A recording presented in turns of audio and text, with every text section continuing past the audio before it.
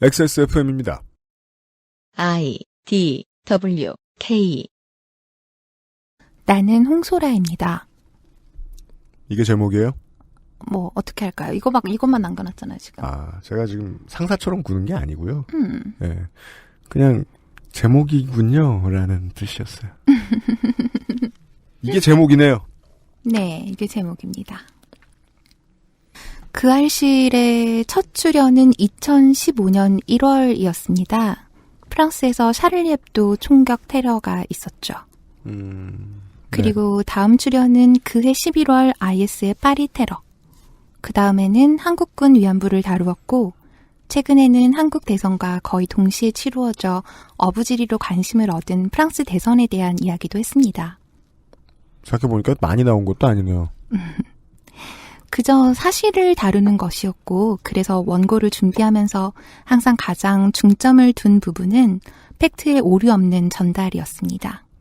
그리고 어지간해서는 하나의 관점에 너무 치우치지 말자고 계속 스스로를 다그쳤습니다. 그러다 보니 그저 나열에서 그치고 결론은 없는 경우가 많았습니다. 그러다 보니까 제 방송은 재미가 없다고 합니다. UMC도 그랬습니다. 주로 제가 그랬던 것 같아요. 그러셨어요? 한 번 정도 얘기했는데 원래 혹평은 콕 뺏기잖아요. 들은 사람은 계속 기억하죠. 그러니까 다른 칭찬도 많이 했는데 저거만 기억하더라고요. 야속해 죽겠어. 그러니까 그 말을 하기 위해서 다른 칭찬을 했다고 생각을 하죠, 보통. 자꾸 이렇게 얘기하면 나도 속는데 그래 사실은 난 까고 싶었나? 좋은 게 더 많았는데. 제가 말재주가 별로 없기도 하고요. 그냥 인정합니다. 그런데 오늘 방송은 조금 다른 이야기를 하려고 합니다. 제 이야기를 할 건데요. 그래서 고민 끝에 객관성이나 중립 따위는 애초에 때려치기로 마음먹었습니다. 사실 불특정 다수에게 나를 까발리는데 무슨 얼어 죽을 놈의 타자화이니까 오히려 내가 스스로 타자화시킨다는 사실이야말로 모순이고 가면에 또 하나의 가면을 더 씌우는 것에 다름 아니라고 생각합니다.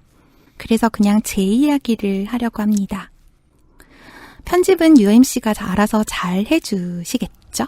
모든 출연자들이 그런 생각을 합니다. 이런 것도 방송의 소재가 될 수 있다고 저를 독려한 것이 UMC거든요. 그러니까 이 방송으로 인해서 제가 매장당한다면 그 책임은 애초에 UMC에게 있는 거라고 미리 밝힙니다. 맞아요. 광고 읽어주실래요? 광고까지 제가 읽어요? 두 번째 블록 첫 줄이에요. 그것은 알기 싫다는 용산의 숨은 보석 컴스테이션에서 도와주고 있습니다. XSFM입니다. 노트북이냐 태블릿이냐 10년 전엔 사람들이 이것만 고민하다가 영원히 데스크탑을 쓰지 않게 될 줄 알았지요. 발열과 속도 저하, 활용도와 확장성의 한계에 부딪히기 전까지 말입니다. 어떤 업무, 어떤 상황에 안정적인 데스크탑이 필요한지 알고 계신 당신은 컴스테이션과 잘 통할 고객입니다. 품질 보증기간 걱정 없는 신제품, 발열과 각종 고장에 대비 중인 조용한 형제들, 믿음까지 구매하는 비용이라고 보기에는 저렴하게 이를 데 없는 컴스테이션의 고사양 PC, 부품 수급이 불안정해질 때마다 눈물을 머금고 원치 않는 사양을 사야 했던 날들의 작별, 컴스테이션과 함께 하십시오. 컴스테이션은 조용한 형제들과 함께합니다. 이제 약자와 소수자의 곁을 지켜주십시오. 인권이 먼저인 세상을 만들어가는 차원이 다른 기부, 인권재단 사람과 함께 하십시오. 후원 문의 02-363-5855. 컴스테이션은 조용한 형제들과 함께합니다. CPU와 램의 발열은 조용한 형제들이 잡아줄 수 있는데요. 우리 인생에서 생기는 사람 머리꼭지가 뜨끈뜨끈해지는 이런 일들은 열을 식혀줄 만한 타인이 딱히 존재를 하지 않습니다. 그것은 알기 싫다 237번째 금요일 순서입니다. XSFM의 유승균 PD입니다. 천천히 확인을 해보시죠. 오늘 얘기가 무엇일지에 대해서는. 옆에는 홍소라 공부노동자가 앉아있고요. 안녕하세요. 반대편에는 미리 예열을 해두었습니다. 네티즌 셀님도 앉아계십니다. 안녕하십니까? 시작을 들었는데 무슨 얘기인지는 한참 더 들어야 할 것 같아요. 자기 얘기랍니다. 모르는 척 할 수 없습니다. 이미 홍석사가 청취자 여러분들께 알려드렸거든요. 제가 부추겼다고. 이 방송 해보자고. 네, 제가 하자 그랬습니다. 자기 얘기를. 내 얘기도 아닌데. 네, 그 알씨를 계속 들어온 애청자라면 알고 계시겠지만 저는 현재 프랑스에서 살고 있고요. 공부 노동자이자 지식 전달 노동자입니다.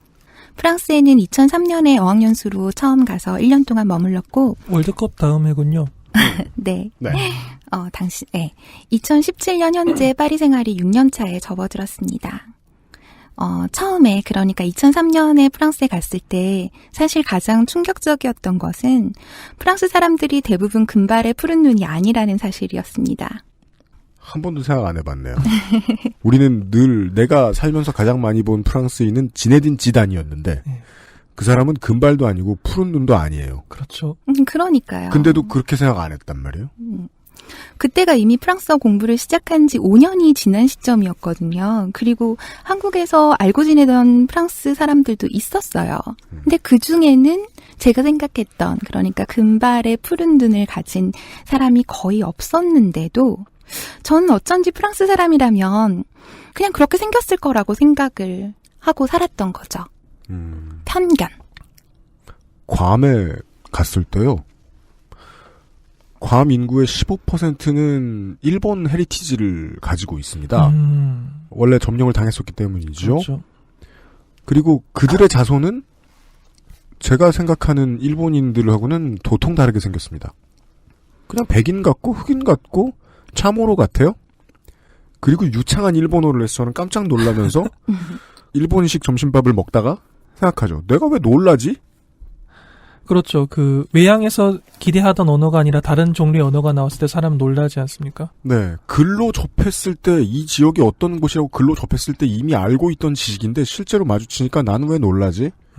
라는 생각을 했던 기억이 납니다. 네. 몇 년 전에 저희 아빠가 저한테 이런 얘기를 했어요. 또 아버님이 등장하십니다. 소라야, 아빠는 프랑스 사회도 괜찮아. 그래서 제가 아빠한테 그랬어요. 아빠가 말하는 프랑스인이 뭐야? 제가 아빠를 하라고요? 네. 네, 알겠습니다. 요파 씨 안 들어봤어요? 그러면, 네. 주인공이 저예요, 원래. 예, 죄송합니다. 여기 요파 씨 아니잖아. 아니, 근데 똑같아요, 지금. 안승준만 홍소라로 바뀌어있지, 지금 이 자리에. 아빠가 대답을 하죠. 프랑스인이 프랑스인이지. 그래서 다시 한번 되물었습니다. 근데 이번엔 약간의 디테일을 좀 더해서 되묻습니다. 아빠, 나한테 프랑스 사람은 프랑스 국적을 가진 사람인데 아빠가 말하는 프랑스인은 뭐야? 그러자 아빠가 프랑스인이라니까? 이 문제에 대해서 오랫동안 고민해 보신 적이 없으셨던 것 같군요. 이때까지. 네. 그래서 다시 묻죠. 아빠, 프랑스인 중에는 백인도 있고 흑인도 있고 아랍인도 있고 아시아계도 있어. 아빠가 대답합니다. 흑인은 안 돼. 오늘은 편견에 대한 이야기를 하고 싶습니다. 그중에서 제가 30년을 넘게 살면서 평생을 고통인 줄도 모르고 감내하려고 했었던 그 편견에 대한 이야기를 해보겠습니다. 다시 2003년 9월로 돌아가 봅니다. 프랑스에 막 도착을 했죠. 유럽답네요. 9월에 가신다는 게. 그렇군요. 예. 아시아는 3월이나 4월이죠. 네. 프랑스인 중에 금발의 푸른 눈은 별로 없었지만 그래도 그냥 마냥 좋았습니다. 오랜 꿈을 위한 첫 발을 내디딘 것 같아서 좋았고. 원래부터 인생의 진로를 이쪽으로 준비를 하고 있었군요. 네, 저는 고등학교 때부터. 그러면 그러게요. 저는 외국 나가서 일해야지라는 생각 거의 한 번도 안 해봤기 때문에 마음을 먹는 것에 대한 그런 공포가 있거든요. 해외에 나간다는 거. 우와, 며칠이나 버틸 수 있을까 내가 이러면서. 근데 준비를 많이 했으면 또 달랐겠네요. 네, 당시에 이미 프랑스어 공부를 한 지도 5년이 지난 시점이었거든요. 네. 솔직히 말해서 당시 나이가 만 20살이었거든요. 그러니까 프랑스니까 이제 로맨틱한 경험을 해볼 수 있을 것 같은 거예요. 사실 앞뒤가 하나도 안 맞는 소리죠. 아니, 어느 나라 사람들은 연애를 많이 하고 어느 나라 사람들은 연애 안 하나? 그런데 너무 이해되지 않습니까? 그건 그래요. 그건 매우 그래요. 예. 제가 제 고향에서 학교를 다니는데 한강을 건너서 가야 했어요. 예. 버스를 타고 혼자 이제 갑니다. 학교에. 근데 제가 이제 출발하는 지하철역 앞에는 많은 제 나이 또래 대학생들이 줄을 쭉 서 있어요. 수원이나 안성이나 이런 데 학교 예. 이제 등교하느라고. 그 학교에 간 제 독서실 친구들이 있지 않습니까? 걔네들하고 이제 학교 갔다 와서 저녁 때 뭐 어디 호프집에서 만나서 얘기를 해요. 네. 그러면 등하교 고속버스에서 일어나는 로맨스에 대해서 그렇게 자랑을 해요. 여학생이 꾸벅꾸벅 졸았다. 나는 가만히 쳐 있다가 삐삐 번호를 받았다. 자랑을 막 하는 거예요. 그때 삶에 이르도할 수 있는 최고의 로맨스군요. 예. 삐삐 번호를 받는다. 제 생각이 얼마나 단순합니까? 아, 나도 버스. 아는 사람도 좀 있고. 그런 게 어딨어요. 인생 최고의 관심사가 연애였어요, 당시에. 어디로 가면 로맨스가 있을지도 모른다라는 게 흔히 말하는 지방이라고 분류되는 곳에서 대도시로 나올 때 서울로 올라올 때도 그렇게 생각하실 거고 일본에서도 왜 도쿄로 갈 때 오사카로 갈 때 그런 생각하는 사람도 있을 거예요. 그렇군요. 같은 나라 안에서도. 예. 그런데 아시아에서 유럽 그것도 프랑스 뭐 파리 막. 파리로 가셨으면 그때는 리옹이었지만 어쨌든. 여튼. 로맨스가 거기에는 꽃처럼 피어 있을 것이다라고 생각을 하셨겠죠. 그렇죠. 그런 환상을 가지고 간 거죠. 물론 이제는 프랑스와 로맨스가 전혀 그 어떤 상관관계도 없다는 걸 아주 잘 알고 있어요. 뭘 하나 군대 들어가면 똑같듯이 세상 어디에서 뭘 하는 놈도 대학 들어가면 다 똑같은 것 같아요. 학교 안에 들어가면 어느 학교나 똑같은 것 같아요. 그런데 저는 여전히 프랑스에서 계속 살고 싶어요. 그리고 그 생각을 하게 된 결정적인 계기는 남자가 아니라 옷이었습니다. 자, 시사교양 프로가 이거 시상도 아니고 시사도 아니고 교양도 아니고 이게 뭐냐라고 생각하실 성급한 청취자분들도 있다는 건 압니다. 저는 요즘 예의 발라져가지고요. 이렇게 말씀드릴 수 있어요. 조금만 더 기다려보십시오. 조금만 기다려보세요. 그리고 다시 한번 오늘 방송에 대해서 설명을 좀 해드려야겠습니다. 이미 홍소라 석사가 이야기해준 데 힌트가 다 있습니다. 객관성과 중립이 없습니다, 오늘은. 네. 오늘은 개인으로서 홍소라라는 사람에 대한 이야기를 우리는 들을 겁니다. 자전적인 이야기에서 객관성 중립을 이야기하면 거기서부터 거짓말이 시작되는 거죠. 네. 복잡다단한 거짓말은 제가 지금 원고를 확인했는데 거의 없습니다. 거의 없습니다. 다만 첫 번째 힌트가 나왔네요. 옷. 네. 옷이요. 네, 옷이었습니다. 저는 뚱뚱하거든요. 한국에서 옷가게에 들어가서 가장 많이 들었던 말이 언니, 우리 집엔 언니 사이즈 없는데. 아니면 언니는 얼굴은 이쁘니까 살을 좀 빼면 좋겠다. 이걸 점원이 말을 한다고요? 네, 대놓고 본인에게? 얘기를 해요. 네. 본인에게? 네, 한두 번이 아니에요. 이거 너무 신기하지 않습니까? 이것을 네티즌 셀링께 이해를 시켜야 되겠어요. 왜냐면 인조인간한테 이런 얘기 안 하기 때문에 경험해 볼 일이 별로 없는 거예요. 저 같은 한국 남자는 한국 여자와 데이트를 하면서 확인할 수 있어요. 옷가게 직원들이 손님에게 하는 말. 근데 저는 그때마다 제 몸이 부끄러웠어요. 그 사람한테 화가 났던 게 아니라 부끄러워서 얼굴이 화끈거려지는 거예요. 그걸 진정도 못 시키고 뭔가 변명은 해야겠으니까 그냥 둘러보는 거예요 이러고는 도망쳤어요. 그리고 저희 엄마는 백화점에서 저한테 옷을 사주는 게 소원이라고 했고요. 저는 그런 엄마한테 미안했어요. 잘 이해가 안 가는 게 네. 점원이 처음 보는 고객이 있잖아요. 네. 살을 좀 빼면 좋겠다라고 말을 했는데 고소를 해야겠다는 옵션은 검토를 안 해보신 거군요. 네, 당연하다고 생각을 했던 것 같아요. 이 사람이 나에게 이 말을 할 수도 있다? 그러니까요. 허허. 저는 왜 그때 제 몸이 부끄러웠고 엄마한테 미안했을까요? 질문입니다. 잠시 후에 답을 확인하시죠. 그것은 알기 싫다는 나의 마지막 시도 퍼펙트25 전화 영어에서 도와주고 있습니다. 생전 처음 보는 모르는 사람에게 영어 공부를 하라고 말하는 건 매우 무례입니다. XSFM입니다. 내 인생의 6개월이 그냥 날아가 버렸어. 한국인 가게에서 일했지. 퇴근하면 집에 그냥 있었지. 친구도 못 만들고. 워킹 홀리데이 진짜 별로야. Excuse me.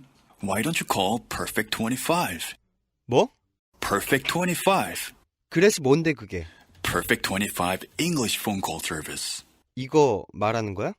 perfect25.com? Oh, you got it right. 돌아왔습니다. 좀 전에 그것은 알기 싫다에서는 이런 얘기를 하고 있었습니다. 홍소라는 한국의 옷가게에서 맞는 옷을 찾아주지 않고 옷에 몸을 맞추라고 말하는 직원들을 많이 만났고 그때마다 그냥 나갔는데 직원이 보기엔 나가는 거였는데 손님 생각엔 도망간 거였습니다. 이런 생각을 해주는 것은 한 것은 직원뿐 아니라 홍소라의 부모님도 계셨습니다. 네. 그런데 프랑스에선 달랐던 거예요. 아무 옷가게나 가도 제 사이즈가 있는 거예요. 사춘기 이후에 처음으로 옷가게에서 아무런 걱정 없이 옷을 입어볼 수 있었어요. 그러니까 제 몸에 맞는 옷이 지천에 널려 있는 거예요. 한 번도 본 적이 없는데 그때 저는 제 몸은 태어나서 처음으로 소속감을 느꼈던 것 같아요. 아, 여기에서 난 정상이구나. 그 정상이라는 게 가지는 그 의미. 여기서 내 몸은 2등 시민의 그것이 아니구나. 그때부터 아마 그때부터였을 거예요. 프랑스에서 살고 싶다라는 생각을 예전에는 그냥 막연하게 꿈처럼 가지고 있었지만 그때부터 제 마음속 깊은 곳에서부터 아, 나는 여기서 살아야지 하고 확정을 지은 거예요. 곧 그곳은 프랑스인 게 의미가 별로 없어졌습니다. 맞는 옷이 있는 곳이면 되네요. 보통 해외에서 장기 체류를 할 때 사람들이 내가 여기에서 이 나라의 주권을 갖고 있는 국민이 아니구나라는 걸 느끼게 해주는 기제들이 여러 가지가 있어요. 그렇죠. 예를 들어서 자기 신분 증명을 패스포트로 해야 됩니다. 여권으로. 본래 카드를 들고 다니죠. 대부분의 나라에서는. 민증. 자기 아이디 카드가 있지 않습니까? 근데 네. 그게 당연히 처음엔 없기 때문에 패스포트로 자기 신분을 증명해야 되고 그보다 좀 더 장기 체류를 한다고 해도 외국인용 뭔가가 나오겠죠. 네, 외국인 아이디. 체류증. 네. 어떤 그 국가가 발행하는 뭔가가 나오겠죠. 그러면서 행정적으로 계속 당신은 여기에 비지터입니다. 잠깐 와 있는 사람입니다. 아무리 장기 체류라고 해도 당신은 이방인입니다라는 메시지를 계속 주기 때문에 아무리 좋아하던 나라로도 처음에 가면은 아, 나 여기서 기본적인 시민이 아니구나라고 알려줘요. 맞아요. 국가가. 그런데 놀랍게도 옷가게가 그 모든 행정적인 절차들을 날려버렸군요. 나는 여기서 2등 시민이 아니다. 제가 한국 사회에 묻고 싶었던 질문 중에 제 머릿속에서는 가장 큰 무게를 가지고 있던 질문이 이겁니다. 소수의 사람에게만 맞는 사이즈의 옷에다가 왜 프리라는 단어를 붙이느냐. 완벽하게 자유와는 반대되는 개념인데 프리 사이즈. 한 사이즈 옷을 만들어 놓고 왜 프리라고 하느냐.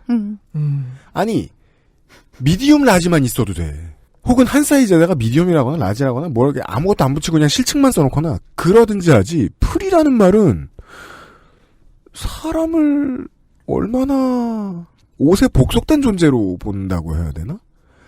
이게 불편하긴 한데요. 이렇게 말하는 게 프리라는 단어는 정말 안 맞다. 그렇죠. 그게 그런 사이즈의 옷을 만들어서 판매할 수 있는데 거기다가 프리라는 단어를 쓴 건 사려 깊지 못하죠. 넌 정상이 아니다라고 얘기해 주는 거예요. 그 안에 들어가지 않는 사람들은. 너는 패스포트가 필요한 사람이다. 홍소라가 자기 얘기를 하고 있어서 여기 앉아있는 나머지 두 사람도 그냥 자기 얘기하는 시간이 돼버렸습니다. 그 온라인 구매가 활성화된 시기가 저도 아까 이런 단어를 들었어요. 제 몸에 소속감을 찾게 된 때예요. 한국에서 입는 티셔츠는 한국에서 사는 남자 옷, 전 남자 옷이죠. 한국에서 사는 옷은 사이즈가 안 맞는 게 되게 많아요. 근데 놀랍게도 거의 다 같은 디자인을 하고 있어요. 아주 비슷비슷한. 아니 이게 뭔가 자격시험 같다는 느낌이 들 때가 있었어요. 이 옷에 맞추라라는. 네. 그리고 요즘 제가 많이 들어가는 미국이나 영국의 쇼핑몰 같은데 찾아보면은 자격이 매우 다양하더라고요. 발급해주는 자격증이 여러 가지가 네. 있군요. 깜짝 놀랐어요. 이게 있구나. 거기에 저는 네. UMC님이 받을 수 있는 자격증도 있던가요? 네. 제가 처음으로 뚱뚱하다라고 그런 사실을 인지한 건 초등학교 3학년 때입니다. 4학년 남학생들이 유난히 짓궂었어요, 그때. 그래서 저한테 돼지라고 놀리더라고요. 처음에는 놀랬고요. 다음에는 화가 났습니다. 근데 제가 화를 내니까 그 4학년 남자애들이 더 놀리는 거예요. 이게 계속되니까 그냥 저는 수긍하게 됐어요.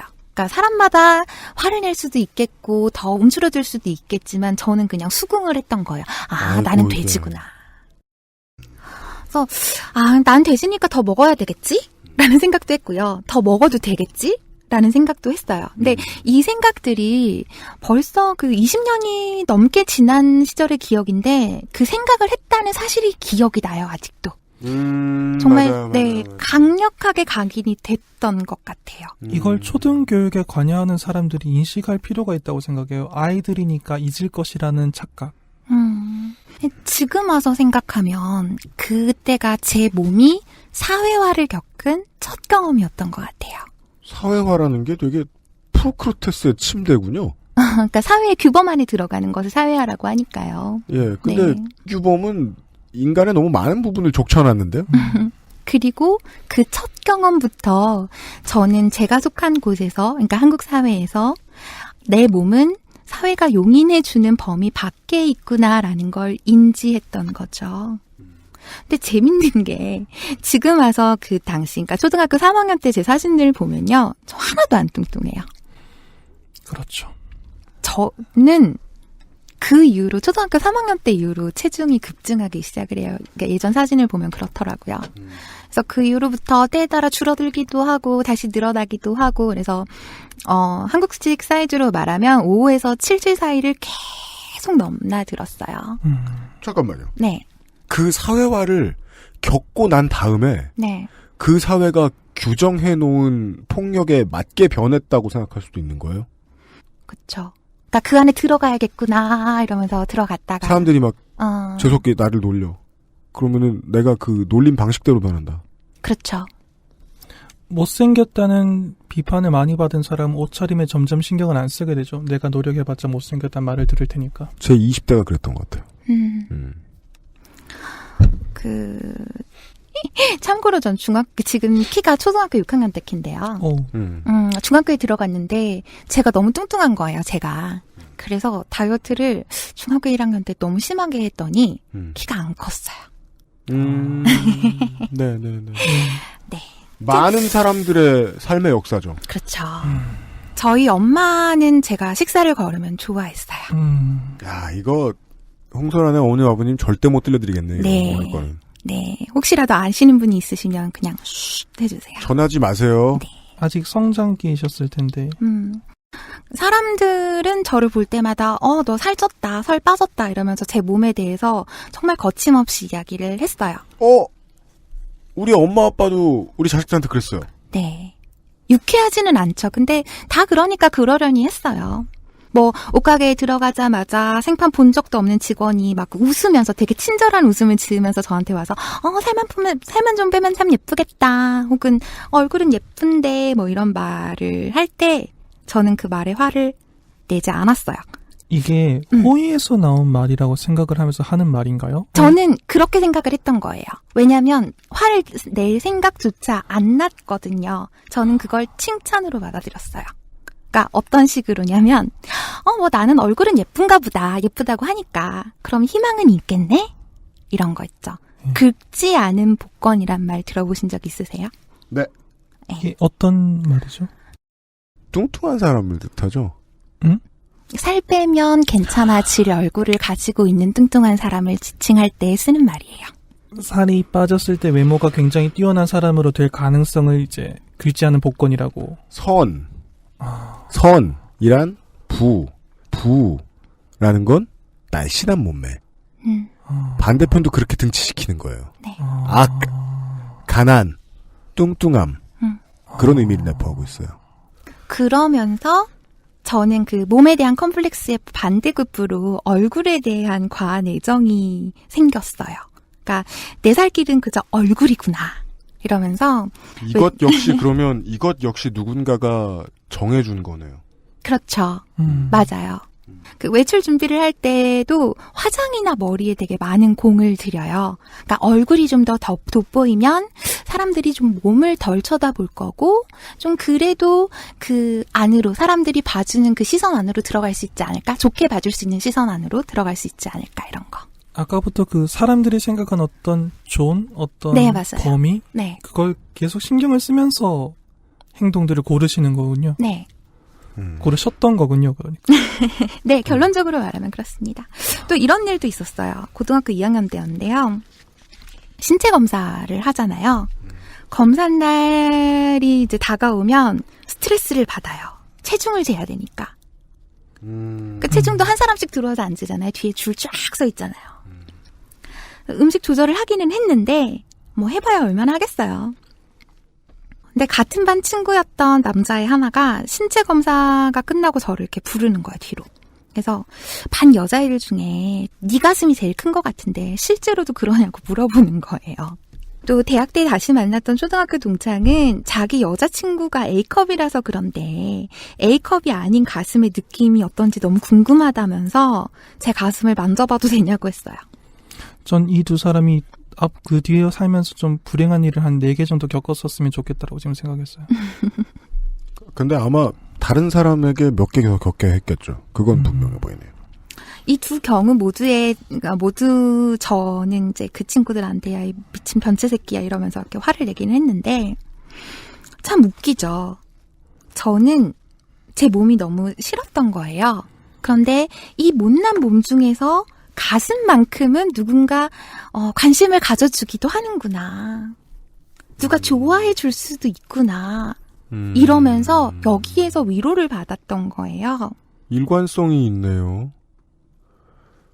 타인은 무책임하게 막 던지는데 그게 나한테는 규범이 돼서 내재화됐네요. 네, 맞습니다. 그래서 저는 제 몸 중에서 유일하게 가슴을 좋아하기로 했어요. 웃기죠? 중학교 때는요. 가슴이 다른 친구들보다 컸기 때문에 제 덩치가 더 커져 보이는 게 싫었어요. 그래서 붕대로 이제 가슴을 칭칭 묶고 다니기도 했거든요. 그랬으면서도 누가 내 몸을 보고 가슴에만큼은 좋은 코멘트를 해주니까 그게 반가워서. 저는 20살 때 모자 파는 매장에 가서 직원이 모자 되게 잘 어울린다는 2마디 정도를 했어요. 모자 가게의 직원이 그 말을 안 하면 무슨 말을 합니까? 숨 쉬듯 해야 되는 말이죠. 그리고서 한 10몇 년은 모자를 안 벗은 것 같아요. 네. 왜 그렇게 남이 나를 규정 짓는 데에 구속 수준이 아니라 목말라 했는지 지금도 답을 모르겠어요. 왜냐면 아직도 벗어난 것 같지 않아서. 네. 방금 말씀드린 그 가슴에 대한 에피소드 같은 경우는 지금 같으면 저는 신고를 했거나 아니면 적어도 그 그룹 안에서는 매장을 시켰을 거예요. 그렇죠. 근데 그때는 그거조차 반가웠었던 거예요. 네. 근데요, 얼굴에 대해서 아무리 자신감이 있어도 가슴으로부터 아무리 위안을 받았어도 저는 여전히 제 몸에 대해서 열등감을 느끼고 있었어요. 왜냐하면 그 자신감, 얼굴 자신감, 가슴 위안, 이거 둘 다 결국은 제가 뚱뚱하다는 컴플렉스에서 온 거니까요. 네. 그러네요. 제가 마음에 들어하는 사람이 있었어요. 근데 이 사람이 저를 별로 매력적으로 보지 않은 경우가 있었어요. 그럴 때면 저는 그냥 내가 뚱뚱해서 그렇구나 라고 결론을 지었어요.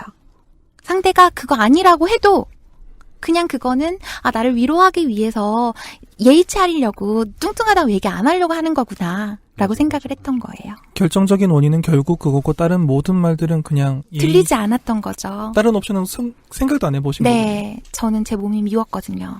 고등학교 때 다시 제 독서실 얘기인데요.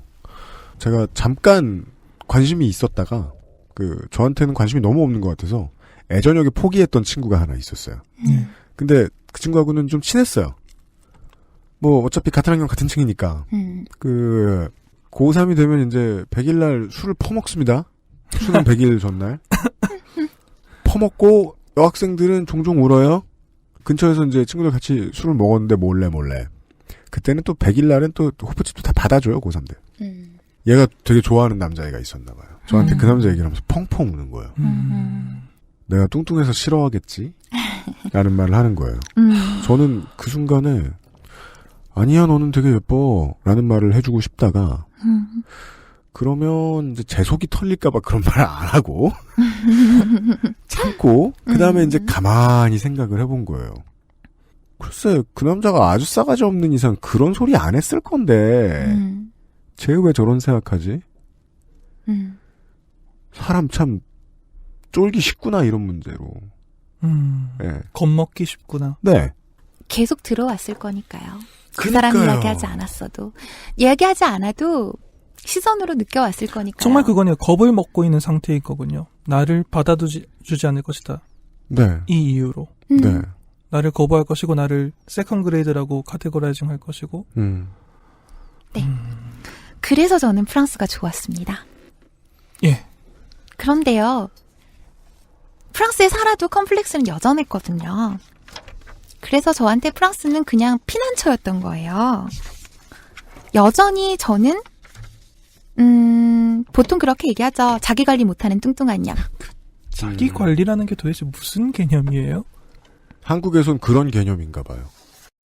네. 그런가 봅니다.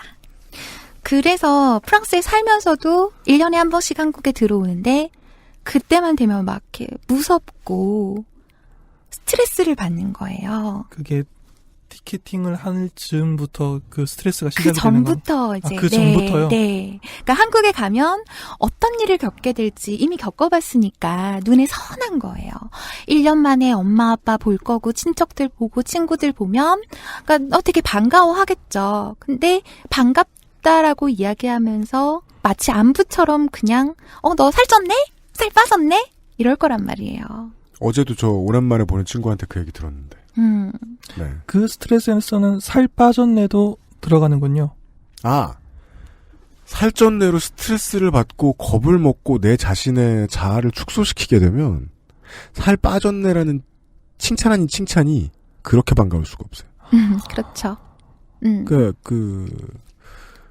속박당한 채로 평생을 사는 사람에게 주는 뭔가 간식 같은 거예요. 근데 또 그거를 유지시켜야 된다라는 스트레스를 같이 받죠. 그렇죠. 그리고 지하철이나 버스 같은 대중교통수단 안에서 그 사람들을 마주치게 되잖아요. 근데 그 사람들 중에서 내 몸이 가장 뚱뚱할 거라는 그 상상, 그것까지 끔찍한 거예요. 프랑스에서 이제 한국에 들어갈 준비를 할 때. 그러니까 그게 사실일 수도 있고 제가 제일 뚱뚱한 게 아닐 수도 있어요. 근데 그건 아닐 별로 가능성이 중요하지 높죠. 않아요. 그건 중요하지 않아. 아닐 가능성이 높아도 중요하지 않군요. 그냥 사람들을 시선을 느끼는 것만으로 저는 괴로운 거예요. 그러다 보니까 이제 샤를드고 공항에 비행기를 타러 가잖아요. 거기 가서 이제 줄을 서 있으면 다 한국 사람이에요. 대부분이. 같은 비행기를 탈 테니까. 그러면 제가 사는 데서는 불어가 들리다가 공항에 딱 갔는데 이제 한국어가 들리기 시작하잖아요. 너무 싫은 거예요. 공항에서 느낄 수 있는 느낌이죠. 그 게이트마다 들리는 언어가 다르잖아요. 네. 파리에서 한국으로 가는 건 뭐 32번 게이트로 가십시오라서 32번 게이트로 다가가면 다가갈수록 한국어가 점점 더 많이 들리기 시작하죠. 그게 너무 공포로 다가오는 거예요. 맞아요. 신혼여행 가서 돌아올 때 공항에서 한국 사람들 처음 봤단 말이에요. 그거 되게 싫더라. 그러니까 그 보면 말 들리기 전에 이미 커플티 입었고 남자와 여자의 코디네이션이 천편일률적이고 그걸로 딱 알 수 있잖아요. 와, 나 이거 지금 왜 싫지? 그냥 일상으로 돌아가는 게 싫은 건가? 뭐가 싫은 건가 생각하면서 그냥 사였던 기억이 나요. 그 내가 속한 사회의 속박으로 다시 돌아가야 한다는 그런 거가 아닐까 싶긴 한데. 그런데 그 사회의 속박이라는 게 몇 킬로가 정확하게 떨어져 있는지 모르겠지만 샤를드골 공항의 한국행 비행기 게이트까지 뻗쳐져 있는 거군요. 네, 그렇죠. 인천공항까지 오지 않아도 느낄 수 있는 속박이. 그러네요. 네, 그래서 저는 비행기 안에서 일부러 한국어를 안 썼어요. 한국인인 거 보이기 싫어서 말 일부러 걸면 피곤하죠. 일부러 막 입술도 시꺼먼 거 바르고 아무도 말 못 걸게. 까만색으로 입술을 정하면 사람들이 말 안 걸어요? 네, 말 안 걸더라고요. 참고하고 싶어서. 네. 몇 해 전에는 이런 일도 있었어요. 당시에 그 딴지의 벙커원에서 여행 세미나를 환타님이 주최를 하고 계셨어요. 그때 저한테 그 자리에 나와서 파리 여행을 좀 이렇게 소개를 해달라 그러셨거든요. 아, 재밌겠다. 그리고 수락을 딱 했는데 그 순간부터 미치겠는 거예요. 그래서 취소해버렸어요. 왜죠? 수락하자마자 계속 후회하기 시작했다. 네.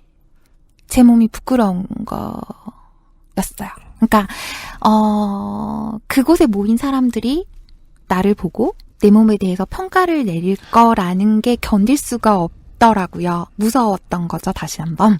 네, 그 평가는 댓글, 악의 없는 댓글의 형태로, 트윗의 형태로, 블로거들이 가서 사진 찍고 후기 남기는 형태로. 가서 봤는데 아까이 소라 되게 뚱뚱하더라, 막 이런 얘기 나오면 견딜 수가 없을 것 같더라고요. 평생을 남겠죠. 네. 그래서 취소했습니다. 이 자리를 빌어서 환타님께 사과드립니다. 근데 전 이제는 더 이상 그렇지 않아요. 제가 달라졌다고 말해도 될 것 같아요. 오. 다이어트에 성공한 게 아니고요. 저는 여전히 뚱뚱합니다. 그런데 저는 제가 예뻐요. 뚱뚱한데 예쁘다가 아니라 저는 뚱뚱하고 예뻐요. 별다른 일이 있어서 변화가 생긴 건 아닌데요. 그저 어쩌다가 교통사고가 났고요. 막장 드라마 같은 소리 하고 있어. 큰 변화를 겪게 된 게 교통사고. 교통사고가 나서 발목이 부러졌어요. 그래서 혼자 샤워도 못하고 아무것도 못하게 됐는데. 보통 인생사에서 이 정도는 별다른 일이에요. 아직 안 끝났어. 자주 부러지면 안 그럴 수도 있겠지만 아직 안 끝났다고 또 뭐가 있었는데요. 그때 사귀던 남자친구가 저를 떠났어요. 꼭 홍소라 석사의 편을 들고 싶지는 않은데요. 방금 발목 부러진 사람 차고 떠나기는 어려운 일입니다. 바람 펴서 떠났어요. 그리고 모아둔 돈도 떨어졌는데 이사도 해야 되더라고요. 아무것도 혼자 할 수 있는 게 없고 사람은 떠났지 상황은 내 앞에 닥쳐있지. 그러니까는 입맛이 떨어지더라고요. 돈도 없었으니까 처음엔 굶었어요. 제가 얘기했잖아요. 홍소라 석사 빈곤의 왕이라고. 가장 빈곤할 때 뼈가 부러져 있었고 남친이 도망가 있었어요. 그러니까 체중이 자연히 줄어들더라고요. 그렇죠. 그러니까 상황이 진짜 죽을 맛이긴 했는데 그대로 죽을 수는 없어서 뭐든 해야겠다라고 생각을 했는데 딱 다이어트가 떠오르는 거예요. 그러니까 지금 체중이 줄고 있으니까 잘 되고 있었어요. 근데 점점 생활에 생기가 되찾아오니까 발목도 아물고 마음의 상처도 괜찮아지고 그러다 보니 입맛도 돌아오고 그러니까 아무리 열심히 운동을 해도 체중은 그냥 돌아오더라고요. 네. 대부분의 사람들에게 있는 일이에요. 네. 그렇죠. 그러니까 재기의 발판으로 다이어트를 이용을 해보려고 했는데 계속 더 좌절하게 되는 거예요. 불행해하니까 친구가 뭔가 링크를 하나 보내줬어요. 페이스북 메시지로. 별거 아닌데요. 미국의 유명한 플러스 사이즈 모델의 인스타그램 링크였어요. 네. 플러스 사이즈 모델. 네. 그러니까 되게 육중한 몸인데 아름다웠어요. 그 사람의 그 사진들을 보고 있는데 아름답다라는 말 말고 달리 그녀의 몸을 표현할 수가 없었어요. 달래 모델이겠습니까? 그런데 2X 라지 사이즈잖아요. 그러면 저한테 그 사람이 아름다우면 안 되잖아요. 홍소란 이해가 안 되죠. 평생 겪은 게 있는데. 배신감이 들었어요. 더블 XL이 아름답다니. 말도 안 돼. 그러면 안 되는 거 아닌가? 지금까지 알고 있었던 질서가 무너지는 느낌이군요. 네.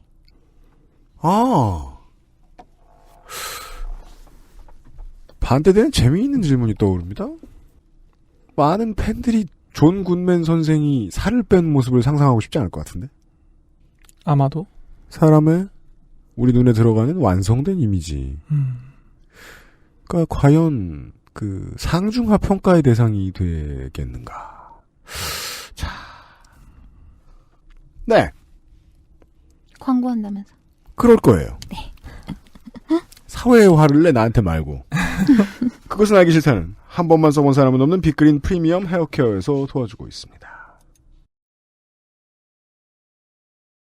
XSFM입니다. 두피도 피부니까 클렌징으로 세안하고 스킨, 로션, 영양크림까지 얼굴에 놓치기 싫은 피부관리 같은 피부인 두피는 잊고 계셨나요? 짜증나고 힘든 일상으로 지친 두피와 모발을 새로워진 빅그린 투쓰리 프리미엄 샴푸에 맡겨주세요. 소중한 내 두피와 모발의 변화 잊지 마세요. 두피 역시 내 소중한 피부란 사실. 두피도 피부니까. 빅그린 투쓰리 프리미엄 데일리 스칼프 샴푸. Big Green 같이 쓰면 더 좋아요. 투쓰리 트리트먼트 투쓰리 헤어팩. 놓치지 마세요. 몸이 원하는 첫 번째 선택. Big Green 엑세스몰에서 만나는 빅그린 모이스처 테라피. 그 모델의 모습을 보고 배신감이 들었어요. 그래서 확인을 해야 했어요. 모든 사진과 모든 비디오를 뒤지기 시작했어요. 그 모델의 네. 그 모델의 아름다움을 믿을 수가 없었거든요. 이 배신감이란 단어가 참 인상적이네요. 그러니까 내가 믿고 있었던 게 믿음을 저버렸다는 거잖아요. 그 눈앞에 있는 아름다운 사람들이. 네. 나를 갉아먹고 나를 무시하던 체제에 순응해서 살고 있던 사람이 거기에서 해방된 사람의 모습을 보면 보통은 부정하고 미워하는 게 1번이죠. 이해 안 되니까. 네. 끝까지 아름다운 거예요. 그래서 다른 망했네요. 네. 뭐라도 집어내려고 그랬는데요. 네. 그래서 다른 플러스 사이즈 모델들을 찾아봐요. 혹시 이 플러스 사이즈 모델만 그런 게 아닌가? 그렇죠. 모두들 환상적인 거예요. 작게는 X라지에서 크게는 3X라지까지도 너무 아름다운 거예요. 영감을 받기 시작을 해요. 근데 이게 이해가 안 되는 거예요. 그러니까 저는 더 집요하게 이 사람들을 계속 찾아봤어요. 이해됩니다. 재밌어서 한 게 아니네요. 마음의 위안을 찾으려면 이게 답이 아니라는 답을 누군가가 내줘야 되니까. 사실 이건 못생긴 거야. 라고 누군가가 내가 평생 배워왔던 것처럼. 어떤 신념 체계잖아요. 그게. 네, 사람들이 평생 내게 막 던져왔던 것처럼. 근데 그걸 발견하기가 어려웠다. 네. 아름다움이라는 것. 아름다운 걸 좋아한다는 사실. 그건 우리의 본능이죠. 그런데 한 사회에 속해서 살아가는 구성원들에게 있어서 아름다움은 주관적이지 않은 것 같아요. 오히려 어떤 룰에 가깝다고 생각이 됩니다. 규정집이 있을 거예요. 사회가 어떤 필요에 따라서 만들어 놓은 그 틀에 적합할 때 그 사회 구성원들은 보통 대상을 예쁘다고 여기거든요. 그러니까 결국 아름다움이란 학습과 사회화의 결과라고 할 수 있겠습니다. 이 사회화라는 말 참 아프네요. 그러니까 첫 사회화가 너무나도 폭력적이었잖아요. 아무리 상대방도 쪽도 어렸다고 해도 그 어떤 폭력적인 사회화가 계기가 되어서 시작된 이 모든 이야기들이 다시 아름다움이란 학습과 사회화라는 말로 돌아와 버렸네요. 네. 지지난주 방송을 기억해보면요. 유토리 세대란 못생긴 애들이네요. 사회가 보기엔. 미모를 가꿀 만한 근성도 없는 애들이. 그러니까 그 학습과 사회화의 결과로서의 아름다움.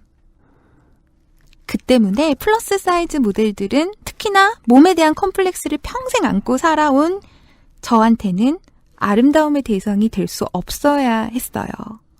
그런데 아무리 노력해도 그들의 아름다움을 도저히 부정할 수가 없는 거예요.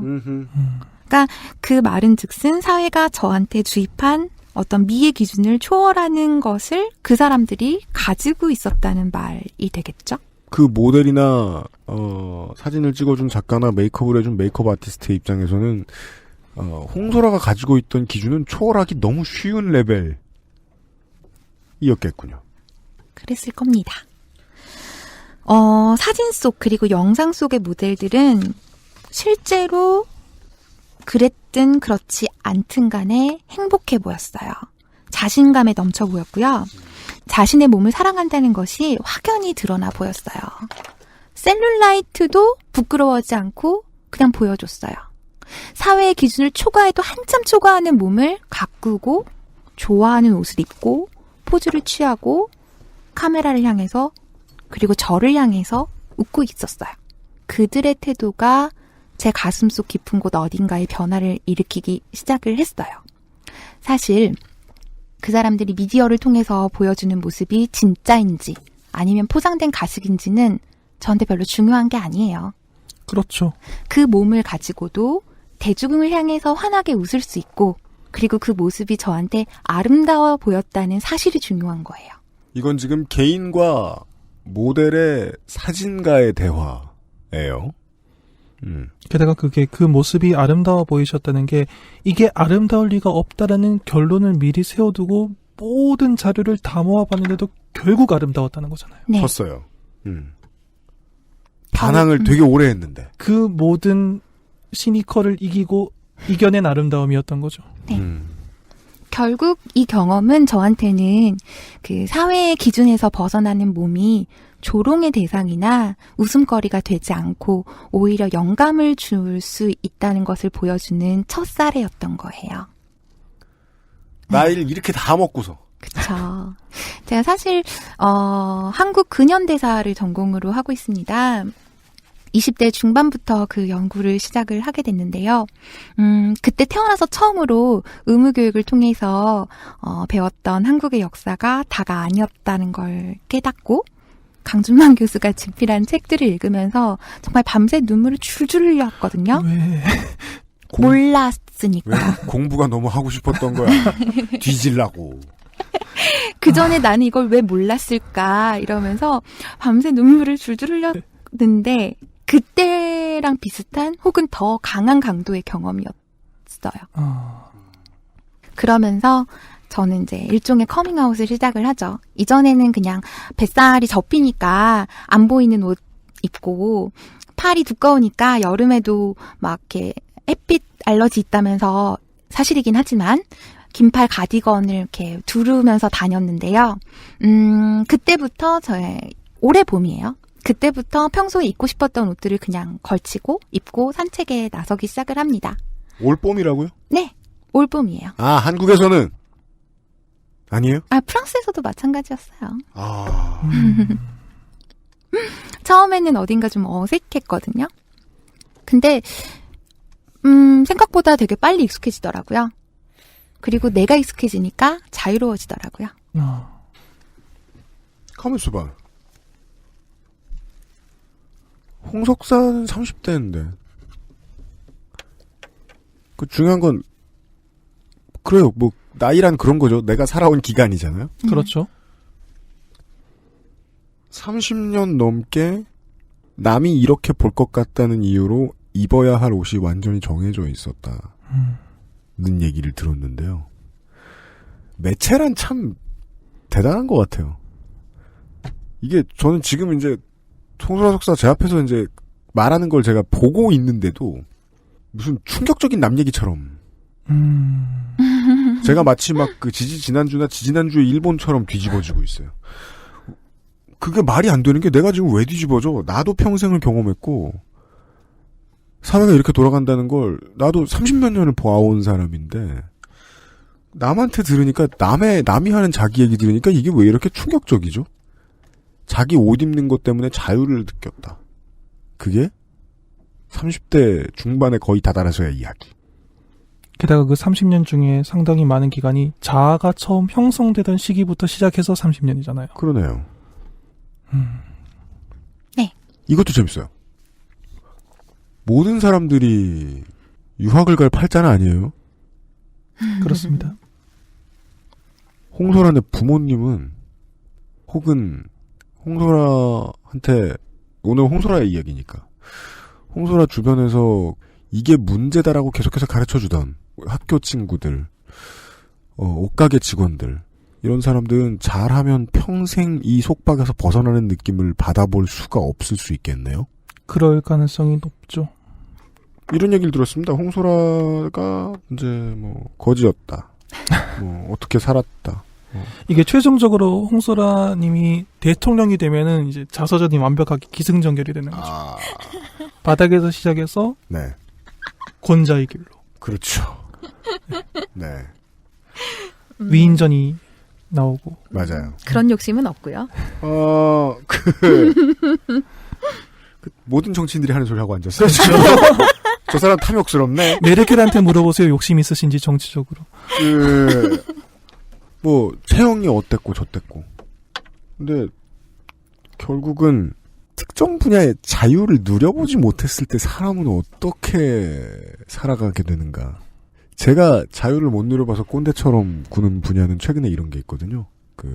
학생들이 체벌을 당해서 지방교육청이 이제 감사에 나서고 이러는 관련된 사건들을 보면. 그렇죠. 나 고등학교 때는 저도 마찬가지로 허벅지에 멍이 지워질 데가 없다라는 말을 흔히 친구들끼리 하고 살았는데 저걸 신고하고 할 수 있는 세대는 어떤 마음일까? 전 모르는 거예요. 존중을 경험해 본 적이 없어서. 상상은 할 수 있지만 경험은 절대로 못 해보죠. 네. 인권이 이래서 화두가 되기 힘들어요. 그렇죠. 존중 안 받아본 사람은 그게 뭔지 몰라요. 항상 상상의 영역 속에 있는 거잖아요. 존중받는 삶. 그러네요. 겪어봐야 알지. 네. 그것을 알기 싫다는 인권운동의 버팀목 인권재단 사람에서 도와주고 있습니다. 물론 인권재단 사람도 우리 개인의 컴플렉스를 도와주는 건 아닌 것 같아요. XSFM입니다. 인권재단 사람에서 일하는 박래군입니다. 인권 침해를 당했을 때 여러분은 누구를 찾아가시겠습니까? 억울한 일을 당해 혼자 막막할 때 찾아갈 수 있는 인권단체. 인권활동가가 없다면 우리 사회는 눈물과 분노, 증오와 혐오가 넘쳐날 겁니다. 인권재단 사람은 느티나무 같은 그늘을 만들고 싶습니다. 그 그늘 아래 약자와 소수자들이 한숨을 돌리고 힘을 얻을 수 있습니다. 인권재단 사람은 이 일에 함께할 소중한 한 사람 한 사람을 기다립니다. 힘내라 인권활동가, 힘내라 인권단체, 차원이 다른 기부 인권재단 사람과 함께하십시오. 고맙습니다. 카카오톡으로 지난 수업 내용을 확인하고 반복해서 연습할 수 있습니다. 늘어난 실력을 매일 알려주는 전화 영어 Perfect 25.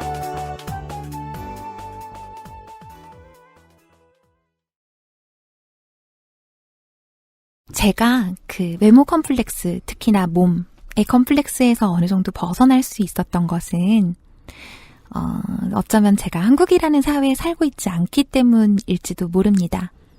아니, 그렇게 생각해요. 사회에 곳곳에 물리적인 지역마다 가장 많이 묻어있는 건 문화잖아요. 그렇죠. 예. 그 문화 안 묻히고 못 살잖아요. 프랑스라는 나라가 중요했다기보다는 한국이 아닌 것이 한국에서 중요했다. 벗어나셨다라는. 네. 본인이 그런 경험을 받았던 나라에서 벗어났다. 한국인 플러스 사이즈 모델도 있어요. 김지영 씨가 인터뷰를 한번 했는데요. 그 인터뷰 기사에 이런 댓글이 달려요. 뚱뚱한 년들은 밖에 나와서 돌아다니지 마라.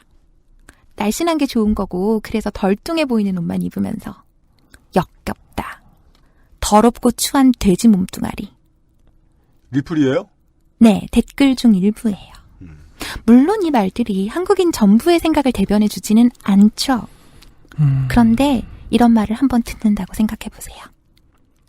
인터넷상에서 혹은 현실 세계에서 이런 말들을 별 생각 없이 내뱉을 수 있다는 것 자체가 한국 사회의 몸에 대한 비난을 가하는 것에 대한 용인이 존재함을 보여준다라고 생각합니다.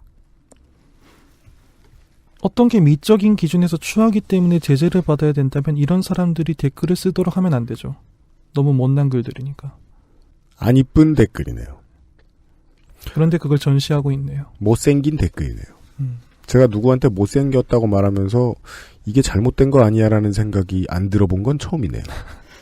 제가 누군가를 너무너무 비난하고 싶을 때 쓰는 말이에요. 어떤 말이요? 못생겼다. 최상급 비난이군요. 네, 그 사람이 너무 싫을 때 하는 말이에요. 생긴 건 아무 관련 없어요. 네. 근데 이 댓글들은 못생겼다. 네. 오늘과 내일 방송의 주안점은요. 참, 이런 시시콜콜한 그 잔소리하고 있는 게 제 일입니다. 저도 제 일이 마음에 안 듭니다. 이렇게 일 안 해야 되는데 자꾸 이렇게 되네요. 외모에 대해서 평가하는 것도 나고 그 평가를 당하면서 고통에 신음하되 그 고통이 무엇인지 몰라서 그 고통을 상대방에게 전달하는 그런 게 나고 평가를 당하는 것도 나. 그렇죠. 네. 그 많은 나들 중에서 이번 주말은 홍소라의 이야기를 들어보고 있습니다. 내일 이 시간에 돌아오도록 하겠습니다.